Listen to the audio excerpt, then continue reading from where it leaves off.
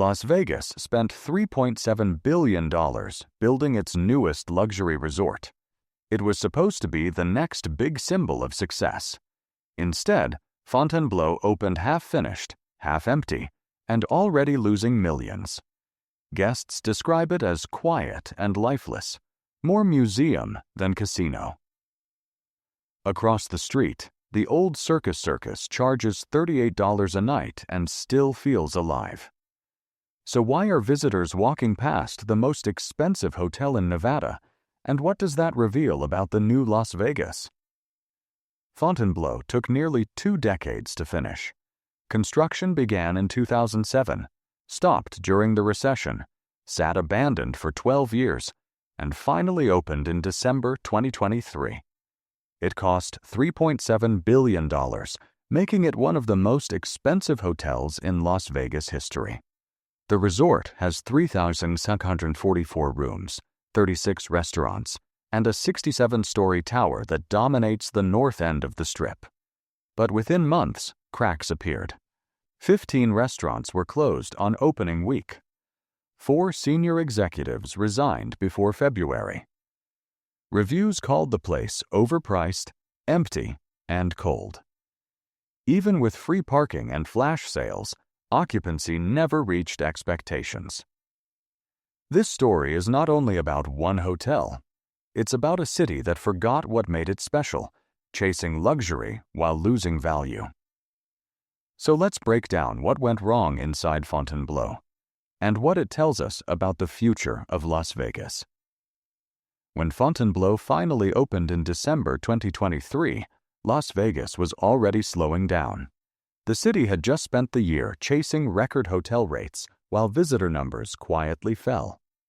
The Fontainebleau arrived late to a game that was already cooling off. It cost $3.7 billion, took nearly 20 years to finish, and opened in a market where people were cutting back on travel. According to the Las Vegas Convention and Visitors Authority, total visitation in early 2025 dropped by more than 6% from last year. Inside the resort, the signs were clear. Many restaurants were still closed. The pool area was not finished, but guests still paid the full resort fee. Staff waited at empty counters. The casino floor looked new but quiet, with more dealers than players.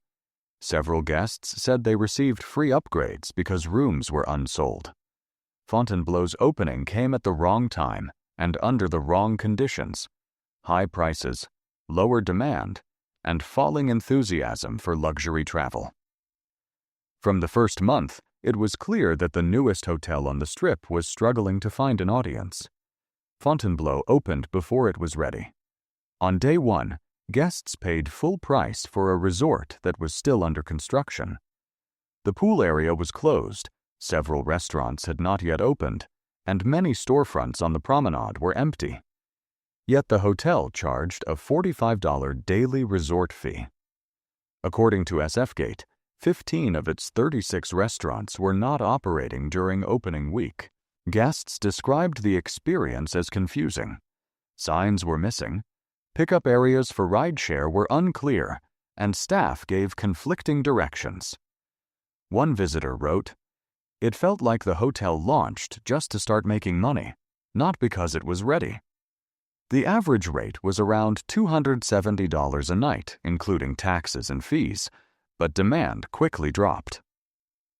By February, bookings were down enough that upgrades and discounts became common. Fontainebleau's first impression was defined not by luxury, but by unfinished details and poor organization, problems that can take years to repair in Las Vegas. Fontainebleau sits at the far north end of the Las Vegas Strip, next to Circus and the unfinished lot of the former Riviera. It's almost a mile from the Bellagio fountains and takes 20 to 25 minutes to walk to the center of the action. For visitors without a car, that distance matters. Rideshare drivers often circle the property because the pickup zone is poorly marked. Guests reported waiting 10 to 15 minutes just to be found. The area around the hotel feels quiet at night, with fewer pedestrians and less energy than the main Strip. Inside, the casino is bright but isolated, separated from nearby attractions by empty land and traffic barriers. One reviewer wrote, "It's beautiful, but it doesn't feel connected to Vegas. In a city where convenience drives decisions, location is everything." Fontainebleau's distance from the heart of the Strip makes it harder to attract casual tourists, the people who keep Vegas hotels busy year-round. Fontainebleau was designed for high-end travelers, the kind who spend thousands on suites, designer meals, and private tables. But that group is small, and most already stay at Wynn, Aria, or the Cosmopolitan. According to the Las Vegas Convention and Visitors Authority, over 70% of visitors in 2024 identified as middle-income domestic tourists. They come for affordable rooms, quick trips, and flexible budgets. Fontainebleau opened with nightly rates near $300 and focused its marketing on luxury branding instead of value. On TripAdvisor, guests said the property looks rich but feels empty, adding that prices didn't match the experience. The problem isn't just cost, it's alignment. In a city built on accessibility, Fontainebleau's exclusivity limits its audience. The result is visible: quiet casino floors, short lines at high-end restaurants, and plenty of open rooms during weekends that used to sell out everywhere else. Inside Fontainebleau, the problems went beyond price. From the first weeks, guests reported service delays, technical issues, and poor coordination. Elevators stopped working, room keys failed, and maintenance took hours to respond. On Reddit, one visitor said, "It felt like the staff was still learning how the building works." In the first 2 months, 4 senior executives left their positions, including the chief operating officer and the vice president of casino operations. Staff turnover created long lines at check-in and inconsistent service across departments. TripAdvisor reviews mention lost luggage, late housekeeping, and unfulfilled compensation promises. Employees described short staffing and unclear communication from management. According to internal estimates cited by local media, the hotel's labor cost rose 20% as replacements were rushed in. For a resort that markets itself on precision and luxury, these early mistakes shaped public perception fast. In Las Vegas, service defines reputation, and Fontainebleau's was already slipping. In early 2024, Fontainebleau became a headline for the wrong reasons. A photo of 6 nacho chips sold for $24 went viral on social media, reaching millions of views within days.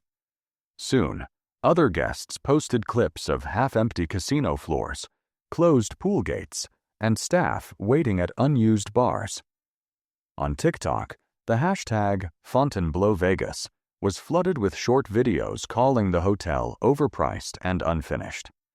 Local outlets like SF Gate and the Las Vegas Review-Journal picked up the story, repeating the same complaints: high prices, limited options, and low energy.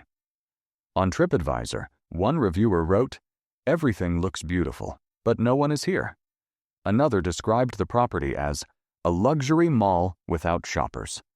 These posts spread faster than any official marketing campaign. By March 2024, Google search trends for the hotel had dropped sharply, and room promotions appeared across travel sites. Fontainebleau's public image turned from anticipation to caution, a warning about how quickly perception can change in a city built on reputation. Fontainebleau's problems reflect a larger issue in Las Vegas. Over the past decade, the city has become more expensive while offering less value. Resort fees that averaged $20 in 2015 now exceed $55 at most major properties. Parking that was once free now costs up to $25 a day. Buffets that used to be $12 now reach $40 or more. According to the Las Vegas Convention and Visitors Authority, The city welcomed about 42.5 million visitors in 2019. By 2024, that number had dropped to 39.8 million. The decline is small but steady, and it hits the middle-class travelers who once made Vegas thrive.